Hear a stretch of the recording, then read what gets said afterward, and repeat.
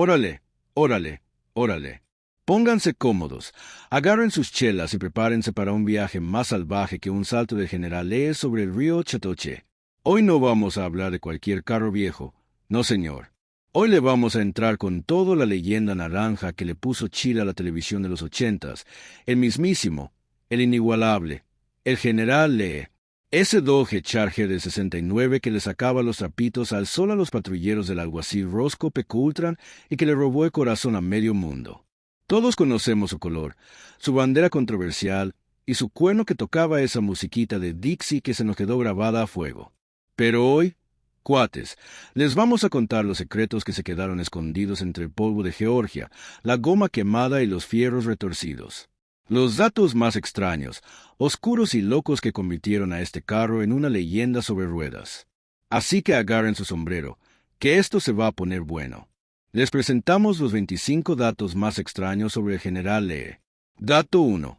El ejército de los generales desechables, mucha raza, cree que hubo un solo General Lee, un héroe invencible que aguantó todos los madrazos. ¿Qué va? Cuate. La neta es que fue un ejército entero, un escuadrón suicida de puro acero naranja. Para grabar todas esas escenas de voladura de locomotora, los productores tuvieron que comprar un chingo, pero un chingo de Dodge Chargers. Se calcula que usaron entre 256 y 321 carros, y casi todos terminaron en el deshuesadero celestial de azar. Eran carne de cañón. Los compraban, les pintaban la rayita naranja, les ponían el número 01 y los mandaban al matadero. De los cientos que existieron, se salvaron muy pocos, unos 17 si le creemos a los expertos. El General Lee no era un carro, era un concepto, y los conceptos, compadre, se tienen que sacrificar. Era como una fábrica de salchichas. Entraba un Charger entero y salía un acordeón naranja. Dato 2. La maldición del color verde antes de ser la naranja mecánica más famosa del mundo. El General Lee casi fue verde musgo. Sí, como lo oyen, verde. Los productores, en su mente, querían un color que contrastara con los paisajes verdes de Georgia y que se viera bien en la tele. Pero aquí viene lo bueno. Probaron un Dodge Charger pintado de ese verde. ¿Y qué creen? El muy desgraciado se descompuso una y otra vez. No arrancaba, se le salía el agua, se ponía necio. Lo tomaron como un mal presagio, una jalada del destino, un aquí no es. Entonces, a un iluminado se le ocurrió probar con el naranja. No cualquier naranja, sino un naranja curvos, un color brillante y vibrante de Chrysler. Y ¡pum! El carro arrancó al primer intento. Se portó bien y ahí nació la leyenda. El verde le había echado mal de ojo, compadres. El naranja le trajo suerte. Bueno, más o menos, porque al final casi todos volaron por los aires. Dato 3. Las puertas soldadas por pura flojera. Se han fijado que Bo y Luke Duke siempre, pero siempre, se metían al General Lee por las ventanas. No era por puro estilo ni por verse más chingones. Era por pura terquedad y flojera. Resulta que los Dodge Charger de 69 tenían un problema bien gacho. Las puertas se atoraban con una facilidad pasmosa. Eran más trancas que las de la cárcel del condado. En vez de andarle luchando y perdiendo tiempo valioso de grabación, los mecánicos del show, ya hartos de la falla, simplemente agarraron la soldadora y soldaron las puertas de la mayoría de los generales. Así de simple y así de cabrón. Lo que se veía como un movimiento cool de dos vaqueros entrando su corcel de acero, en realidad era la solución más práctica y barata a un defecto de fábula. A veces la leyenda nace de la pura flojera y el sentido común. Dato 4. El motor que no era tan general con ese sonotote que agarraba y esos saltos que parecían de cohete, uno pensaría que el General Lee traía un motor supermodificado, un V8 monstruoso, algo salido de la NASA, pues la verdad es más sencilla y terrenal. La mayoría de los generales usaban un motor 440 Magnum, un V8 bien portado y potente, pero nada del otro mundo, nada que no pudieras encontrar en un carro normal de la época. Lo que hacían los mecánicos era tunearlo un poco, ajustarlo para que aguantara los putazos, pero no eran máquinas de carreras profesionales ni de carreras. El secreto no era tanto el motor, sino los choferes. Los dobles de acción como Henry King y Ted Georgian manejaban con una mezcla de talento puro y locura surtida que hacía ver al carro como un prodigio de la ingeniería. El motor era bueno, pero las agallas de los pilotos eran infinitamente mejores. Dato 5. El cuerno que era un dolor de cabeza, ese cuerno que tocaba Dixie, es quizá el sonido más icónico de la serie, la firma musical del General Lee. Pero detrás de cámaras, era un verdadero dolor de cabeza para los pobres sonidistas. El efecto se lograba con una grabación, pero a veces, en el desmadre y el calor de la filmación, los actores John Snyder, Bo y Tombo Pat, Luke, se le iban a botón por error y el cuerno sonaba en un momento no planeado. Imagínate, una escena dramática, un diálogo serio, y de repente, ¡Dixie! Los pobres ingenieros de sonido tenían que andar limpiando esas grabaciones o, peor aún, volver a grabar toda la escena. Hasta la leyenda tiene sus metidas de pata bien sonadas. Dato 6. Los dobles que eran los héroes anónimos Bo y Luke Duke se veían bien guapos y frescos al volante, pero los verdaderos héroes, los de hueso colorado, eran los dobles de acción. Belles como Henry King, que era el especialista principal, se aventaban los saltos más cabrones y las persecuciones más peligrosas. Estos tipos se subían a un Charger que podía tener los frenos chafas, la suspensión hecha un desastre y les valía madres. Se lanzaban desde rampas a velocidades de hasta 80 millas por hora, sabiendo que el carro probablemente quedaría inservible después del aterrizaje y que ellos se podían partir la madre. Ellos eran los que realmente sudaban la gota gorda, los que se jugaban el cuello para que nosotros, desde nuestra sala, nos divirtiéramos con palomitas en la mano. ¡Qué cabrones más rudos! Dato 7. La bandera confederada, un problema que creció con el tiempo en su momento. Cuando se grabó la serie, la bandera confederada en el techo del General Lee era vista como un símbolo de rebeldía sureña, un guiño a la herencia de los Duque, nada más. Pero con el tiempo, la cosa se fue poniendo más pesada y controversial, porque para mucha gente, y con toda la razón, esa bandera representa un pasado de opresión, esclavitud y un montón de cosas muy negras. Hoy en día, es un tema bien espinoso, un clavo. Las reediciones de la serie, los juguetes nuevos y las réplicas del General Lee han tenido que lidiar con este pedo. Algunos le quitan la bandera, otros la dejan y se avientan un rollo sobre él. Contexto histórico y que es parte del personaje. Es un recordatorio bien gacho de que hasta los íconos más inocentes y divertidos de nuestra infancia pueden cargar con un peso histórico bien heavy. Dato 8. El número 01 y su sentencia de muerte. ¿Por qué el 01? ¿De dónde salió ese número? La leyenda dice que fue idea del director G.Y. Waldron. Él quería un número que fuera fácil de recordar, que se viera bien y claro en cámara y que fuera icónico. El 01 era perfecto, simple, memorable y se leía igual en el espejo. Pero aquí viene lo macabro, lo que no muchos saben. Los productores tenían una orden directa y muy clara.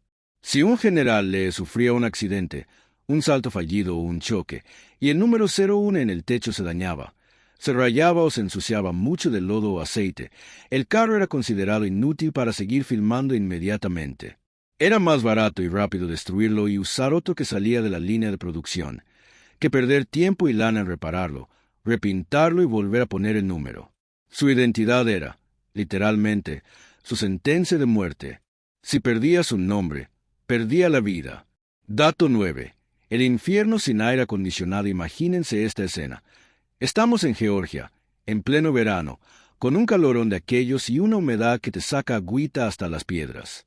Ahora métense mentalmente dentro de un auto pintado de un naranja que atrae todo el calor, con las ventanas cerradas, porque las puertas, ya lo sabemos, estaban soldadas. Pues así sufrían en carne propia los actores John Snyder y Tombo Pat. La gran mayoría de los generales Lee no tenían aire acondicionado. Los productores los quitaban para ahorrar peso, para simplificar la mecánica y para evitar más complicaciones. Así que los pobres Bo y Luke llegaban a grabar sus escenas internas empapados en sudor, colorados, con un calor infernal. A veces, por caridad, entre toma y toma, les aventaban un poco de aire fresco con un ventilador gigante. No todo era glamour y diversión en azar. Amigos, a veces era un verdadero sauna sobre ruedas. Dato 10. El salto más largo y cercano a la tragedia de todos los saltos que hizo el general Lee, hubo uno que se llevó la corona por lo bestia y lo peligroso. Se hizo sobre una calle en Georgia, y el general Lee voló 16 pies de alto y 82 pies de largo, que son como 25 metros. Una barbaridad. El piloto, como casi siempre, fue el valiente Henry King. El carro despegó bien, pero cayó con tan mala pata, con tan mala suerte, que se reventó la columna de dirección en el impacto. King perdió control total del carro y el Charger, ya convertido en un proyectil incontrolable, se fue de narices contra un árbol. Por un milagro de Dios o de la suerte, el buey salió vivo y sin heridas graves, pero el general Lee de ese día quedó hecho un acordeón, un amasijo de metal naranja. Fue uno de los saltos más espectaculares de la serie y, a la vez, uno de los que más cerca estuvieron de terminar en una tragedia real. Dato 11. Los cazadores de reliquias del general Lee hoy en día. Existe todo un mercado negro, un culto de coleccionistas superfanáticos que pagan una lana impresionante por cualquier pieza, por mínima que sea, que haya pertenecido a un general Lee original del show.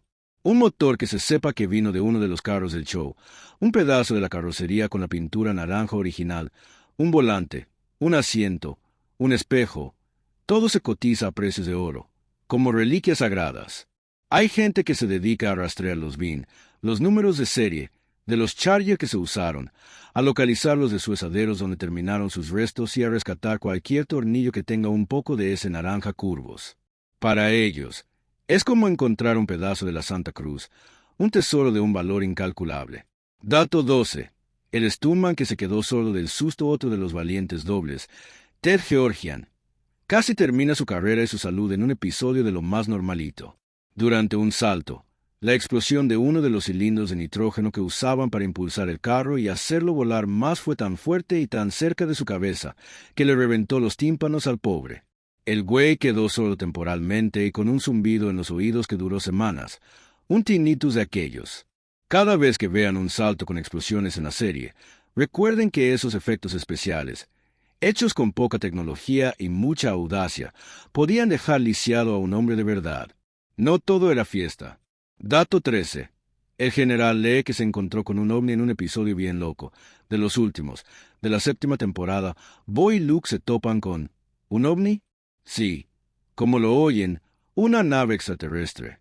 Y para hacer más bizarra y divertida la situación, los extraterrestres, en un acto de admiración o de burla, le hacen una copia idéntica al general Lee. Así es, hubo un general Lee alienígena. Era igualito, mismo color, mismo número, pero con un toque más futurón, más de otra galaxia. Este episodio es de los más ridículos y, por lo mismo, de los más queridos y recordados por los fans más fieles. Demuestra que la serie ya para ese punto se estaba tirando por el barranco de la lógica, pero qué chulada, ¿no? Un general Lee de otro mundo. Dato 14. El drama de los frenos de tambor, los Dodge Charger de 69 no eran precisamente Fórmula 1 en cuanto a frenado. Tenían frenos de tambor, una tecnología que ya para entonces estaba volviendo obsoleta y que tenía un problema gordo. Se calentaban y perdían eficiencia con una facilidad pasmosa, especialmente después de un uso brusco.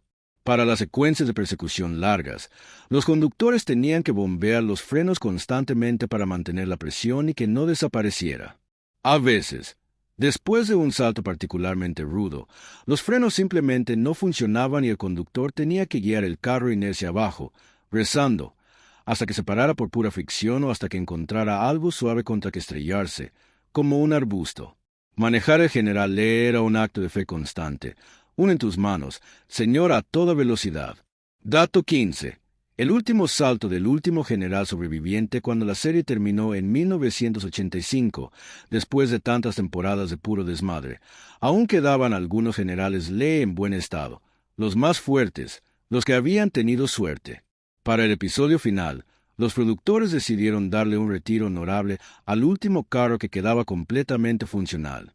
En lugar de destruirlo en un gran salto final épico, lo dejaron tranquilamente en el garaje de los Duque, limpio, brillante, como un tributo a todo lo que había pasado, a todas las aventuras.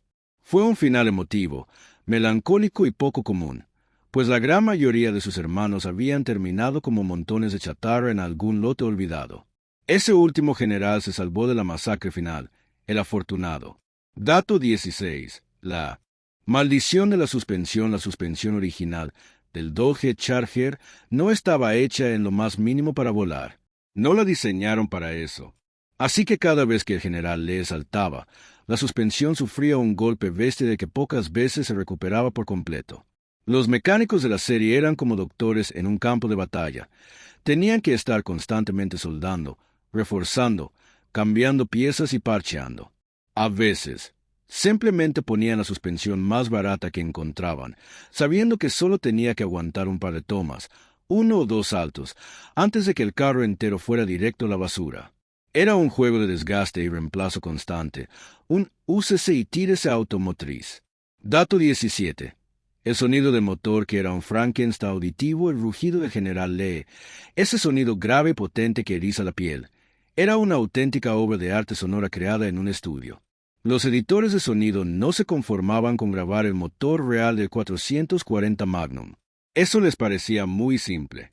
Ellos tomaban el sonido base del motor, le mezclaban el de otros motores más gruesos y potentes, a veces le ponían un poco de ruido de un avión a reacción o incluso el gruñido de un animal salvaje.